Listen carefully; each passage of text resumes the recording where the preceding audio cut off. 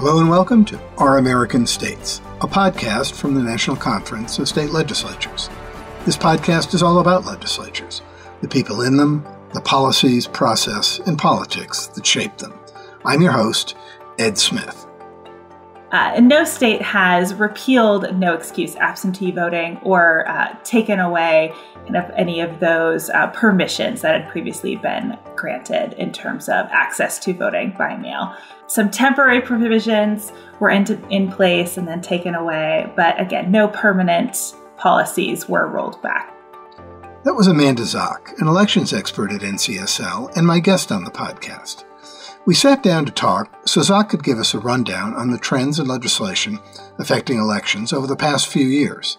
She discusses how the pandemic affected access to early voting and voting by mail, and what steps legislatures took once the most acute phase of the pandemic had passed. Legislation affecting election officials, including measures to keep them safe, were common in 2021 and 2022, Zock says. She also explains the ballot measures voters supported that affected elections. Here's our discussion. Mandy, thanks for coming on the podcast. Thanks for having me, Ed. To start, Mandy, maybe you can talk a little bit about your role at NCSL and the scope of things you track in the election world. I'm the elections project manager for NCSL's Elections and Redistricting program, which means that I work on the whole election side of things, which is election administration, which is big. It's everything from how voters get registered to vote to how they cast a ballot and how those ballots get counted and those results get reported. So we track policies across the country, all the states, all the territories on those topics. So what we're here to talk about today is kind of the state of election law. I think that even the most casual observer would know that there's been an awful lot of activity, at least a lot of talk about election laws over the last several years, really, but certainly in the last couple of years. Two big topics were absentee voting and voting by mail. Of course, particularly in the context of the pandemic, became something that changed in a lot of states. I think it's changed back in some states. Can you talk about whether those are still hot topics in legislatures in 2022? So they stayed hot topics. They've been particularly contentious since 2020 with the pandemic and everything around the presidential election. But I have to say things have really calmed down a bit in 2022. There's still a lot of legislation on absentee voting and voting by mail. They're very similar. But we're seeing just a little bit less of it. And part of that is because there's usually less legislation in even-numbered years than in odd-numbered years. But it stayed big. It stayed important. I'll note that Washington, D.C. went all mail. That means that all active registered voters will be mailed a ballot before the election. Massachusetts established no-excuse absentee voting. So that means that there are now 27 states that offer no-excuse absentee voting, along with 8 states that conduct elections entirely by mail. Delaware also passed no-excuse absentee voting, but if you were following the news, you may have seen that legislation was overturned by the state Supreme Court and deemed unconstitutional. In the aftermath of 2020, there were a lot of people pushing for more permanent expansion of absentee and mail voting, and people were pushing to curtail it. And I think it is worth noting that we've seen a number of states take steps to expand their options around this, and there has been a lot of fine-tuning. No state has repealed no-excuse absentee voting or taken away any of those permissions that had previously been granted in terms of access to voting by mail. Some temporary provisions were in place and then taken away, but again, no permanent policies were rolled back. I will also add that there were a number of states that did some fine-tuning as well. So several states made changes to when absentee and mail processing can begin. Absentee and mail ballots just take more time to get processed because you have to check the signature or identification information on the outside of the envelope. You've got to open it, take the ballot out, flatten it out. Those are all extra steps that add a lot of time. And so a handful of states allowed that processing, not counting, but that processing to begin before Election Day. New Jersey, Wyoming, and South Carolina were those that did that. And then Rhode Island will let its processing start even further before Election Day. So those are some of the things that states were doing.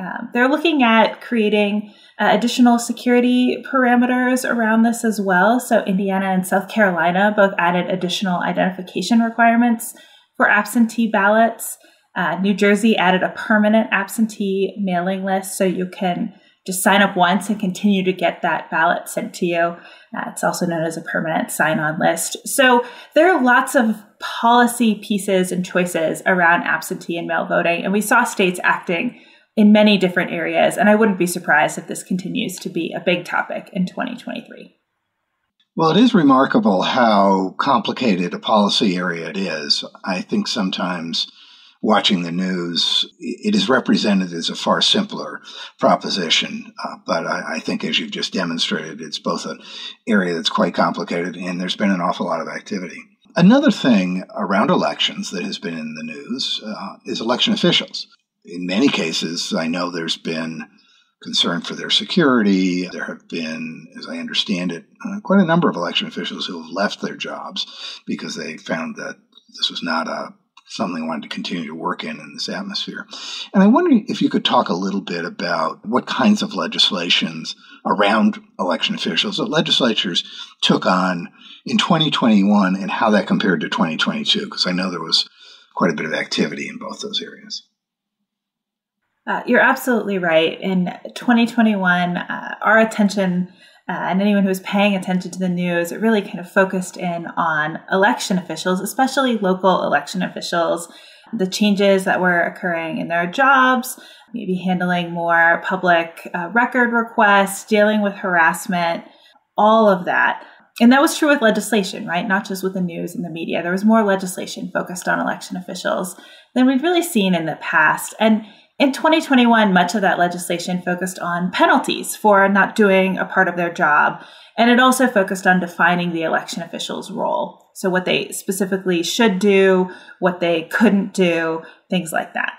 Legislators kept their attention on election officials in 2022, but this time the focus was more on protections. A number of states, Colorado, Maine, New Hampshire, and Oregon, prohibited the intimidation of election officials in 2022. A couple states also expanded address confidentiality programs to include election officials and allow them to keep their home addresses private. Massachusetts allowed police officers at early voting sites for protection that was at the discretion of the election officials, so they could opt into having that available to them. And then Maine passed legislation requiring election officials to attend de-escalation training.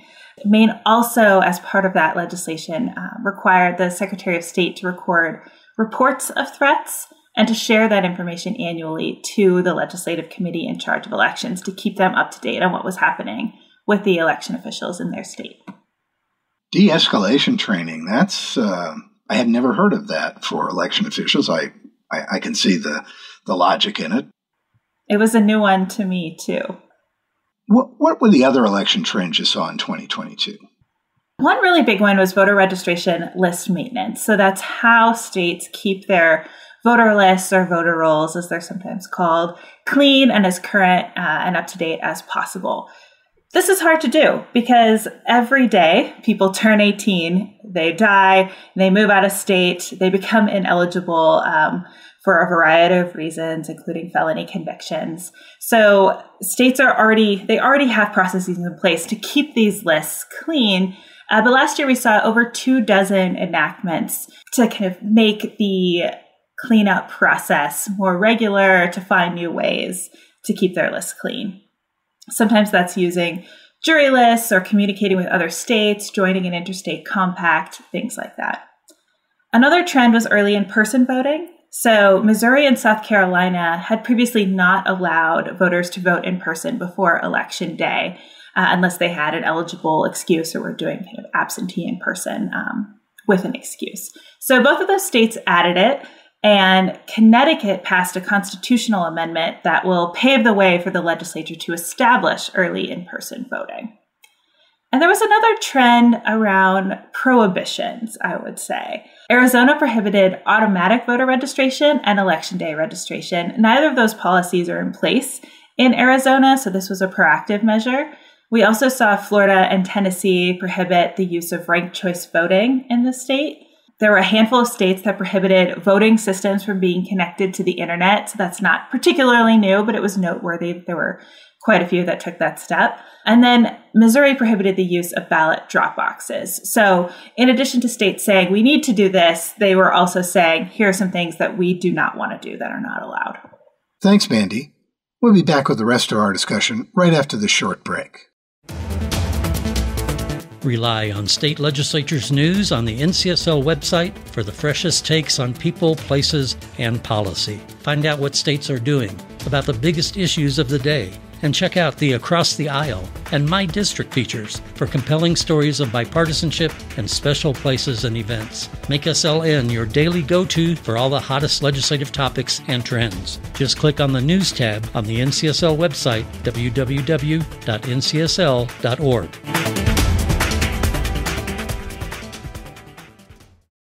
I'm back with Mandy Zock from NCSL. Let me switch to statewide ballot measures. I think they're always interesting just for the insight about what voters are thinking. There were several high-profile election measures on the ballot in November. What did voters have to say about those? So voters had a lot to say, and sometimes they were going in different directions on the same topic, depending on the state. So in terms of voter ID, voter identification requirements, Nebraskans voted to approve the use of voter ID for in-person voting. And in Arizona, voters rejected a measure that would have required additional identification information on mail ballots when they are returned. Of course, I mentioned Connecticut approving early in-person voting. That's noteworthy because it would make Connecticut the 47th, I think, state to have early in-person voting, so quite a national trend there. Nevada approved top 5 primaries and ranked choice voting. No other state has top 5 primaries. Alaska uses top 4. A couple others use top 2. This is not yet in effect. It actually needs to pass again in 2024. And if voters approve it then, it will become law. And Michigan probably got the most attention. They passed a citizen-initiated constitutional amendment that established quite a number of changes to the state's voting policies. So the measure would authorize drop boxes, would establish 9 days of early in-person voting, and do a number of other things, all in the realm of election administration. And then the last one I want to note is, it might seem like a small one, but it's actually pretty noteworthy. In Alabama, voters said yes to a measure that will require any election law changes to be implemented at least 6 months before the next general election. So most people agree that changes too close to an election can confuse voters, make election officials' jobs harder. So it was interesting to see this actually instituted in law in Alabama and have voters support it. We did a podcast about ranked choice voting in Alaska, which I think was a citizen effort. And then we had the opportunity to see that with both the special and the general election there. So that played out, I think, a little differently than maybe some people would have expected. Let me ask you about communication and information about elections. We talked about this earlier, and I love this coinage about misinformation, disinformation, and malinformation, and that all those things are out there. Got a lot of attention in the last election cycle. Do lawmakers have a role here? Is there something they can do to try to push against the tide of this? Absolutely. So lawmakers are important public figures. They're influencers, really, to use more of a millennial and Gen X term. So they can use their platforms to help ensure that voters get the best information possible and that they're getting it from trusted sources. That usually means directing voters to their local election officials and their local election officials' websites when voters have questions about registering, figuring out where they should vote, how to get a ballot, things like that. There are a lot of organizations and groups in that space trying to help, but the local election official, that office, it's really the best resource, and lawmakers can help direct people there. And then also when it comes to questions about how elections are run, voters have those questions, but sometimes lawmakers have those questions too about their own state or other states. And especially when it's about their own state, I really encourage them to talk to their local election official to see if they can get a tour of the office if they have time. I know time's always in short supply, but it can be really illuminating to actually see how ballots are handled, how they are counted and processed, and how voters are kind of moved through a polling place. So local election officials, they're always, one of the best resources for voters and for legislators. Well, Mandy, you've done a great job bringing us up to date on the 2022 legislation and kind of where things stand now. We're now at the beginning of 2023. And of course, as you mentioned, the odd-numbered years, the legislative activity tends to be hotter because people are coming into session. Talk a little bit about that. What do you see for this coming year? Well, so I think my first prediction is that action on elections might be a little cooler than it has been in the past couple of years. We had a record number of introductions in 2021. I don't think we'll see that in 2023 just because the temperature is just a little bit cooler, and that's a good thing. But in terms of topics, I would say I have a couple predictions here. One is that I think we'll see at least one state, and that's Connecticut, add early in-person voting. So that's a very safe prediction.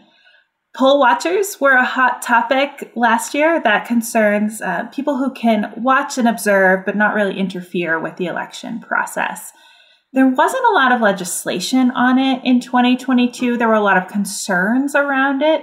And so this year might be the year that lawmakers go review those laws. We know that sometimes those laws have not necessarily kept up to date with actual voter behavior. So as more voters opt for early in-person voting or voting absentee or by mail, we know that watchers and observers often want access to those other parts of the process that state laws might not have included when everyone was voting in person on Election Day. So it might be time to review those. We know some states are looking at it. I wouldn't be surprised if post-election audits stayed a hot topic. That refers to the kind of statutorily defined audits that confirm that both tallies match, essentially. We saw a couple states establish post-election audits last year. They'll be trying them out this year and in coming years. So that will be probably on some other states' minds as well.